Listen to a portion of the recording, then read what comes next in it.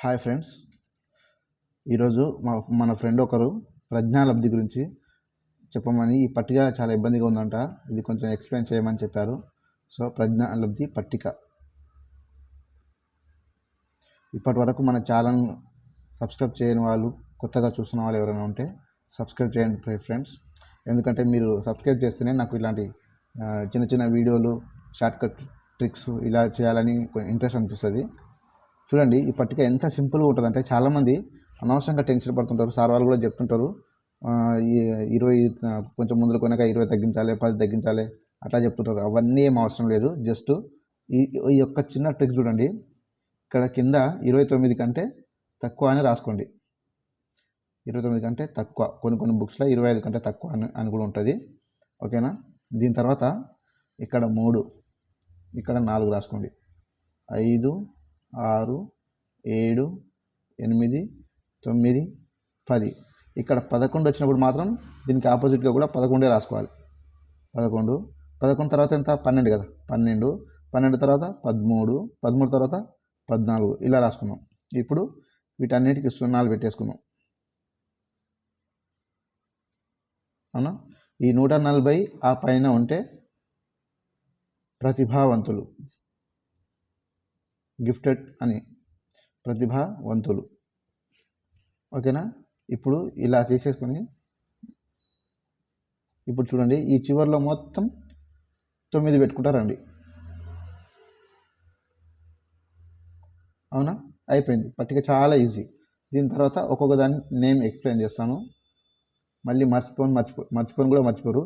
Code ఉంటుంది, code చివరిలో చెప్తాను. ఇది సురక్షణ స్థాయి, ఇది సురక్షణ, ఇది శిక్షణ, ఇది ప్రాథమిక స్థాయి. దీనిని MBA అని కూడా రాసుకోవచ్చు, MBA. ఎందుకంటే ఇది మూఢులు, ఇది బుద్ధిహీనులు, ఇది అల్పబుద్ధులు.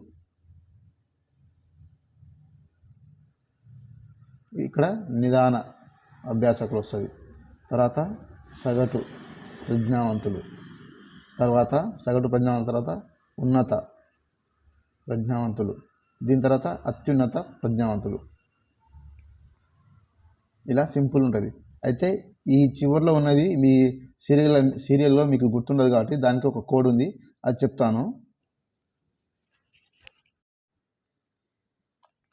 ఇందాక పట్టిక వివరించాను కదా, ఒకసారి సరి చూసుకోండి. దానికి ప్రూఫ్ కూడా పెడుతున్నాను అనమాట. ఇదిగో మొత్తం 140 ఆ పైన ఉంటే ప్రతిభావంతులు, 120 to 139 అత్యధిక ప్రతిభావంతులు, 110 to 119 ఉన్నత అధిక ప్రజ్ఞావంతులు, 90 నుంచి 109 మధ్యలో ఉంటే సగటు ప్రజ్ఞావంతులు, యావరేజ్ అనమాట. వీరి శాతం సమాజంలో చాలా ఎక్కువ ఉంటుంది అనమాట, సగటు ప్రజ్ఞావంతులు. తర్వాత నిదాన అభ్యాసకులు, తెలివి తక్కువ వారు అంటారు, దీన్ని మంద అభ్యాసకులు అని కూడా అంటారు. తర్వాత ప్రాథమిక విద్యాస్థాయి, బుద్ధి మాంద్యత. తర్వాత శిక్షణ స్థాయి, బుద్ధి మాంద్యత. తర్వాత సురక్షణ స్థాయి, బుద్ధి మాంద్యత. అంటే మనం కింది నుంచి పైకి వెళ్తే ఈజీగా గుర్తుంటుంది ఫ్రెండ్స్. దీని తర్వాత మీకు కోడ్ చెప్తా అని చెప్పాను కదా, ఇవి మనకు గుర్తుండకపోతే ఎలా గుర్తుపెట్టుకోవాలని. ఇదిగోండి, మా సురక్షికని సమున్నత స్థాయికి తీసుకెళ్ళి ఆమెని అత్యున్నత ప్రతిభావంతురాలుగా మారుస్తానని వాళ్ళ డాడీ అన్నాడనమాట. సో వీటికి, ఈ సురక్షికకు, ఈ కోడ్కు ఒక్కొక్క దాన్ని ఎక్స్ప్లెయిన్ చేస్తూ కింద వివరించాను. ఇది చూసుకోండి. ఇంకోటి, మనకు ఈ ప్రతిభావంతులు అంటే 130 పైన తీసుకోవాలన్నా, 140 పైన తీసుకోవాలన్నా, 129 దగ్గర తీసుకోవాలన్నా అన్నీ కన్ఫ్యూజ్ అవుతుంటారు. అలా కన్ఫ్యూజ్ కాకుండా ఇది గుర్తుపెట్టుకోండి. టెట్లో 140 మార్క్స్ ఆ పైన వచ్చిన వాళ్ళు ప్రతిభావంతులు అని గుర్తుపెట్టుకోండి. టెట్లో 140 ఆ పైన మార్క్స్ వచ్చిన వాళ్ళు ప్రతిభావంతులు అని గుర్తుపెట్టుకుంటే ఇంకా అయిపోయి చాలా ఈజీ గుర్తుకుంటుంది. ఇంకెప్పుడైనా ప్రతిభావంతులు అంటే ఎవరు, టెట్ గుర్తుపెట్టుకోండి. టెట్లో ఆ 140 ఆ పైన వచ్చిన వాళ్ళని గుర్తుపెట్టుకోండి. ఈజీ గుర్తుండిపోతుంది అనమాట. ఓకేనా? ఎవరికైనా ఇంకా అర్థం కాకపోతే చాలా ఈజీగా అర్థమవుతుంది.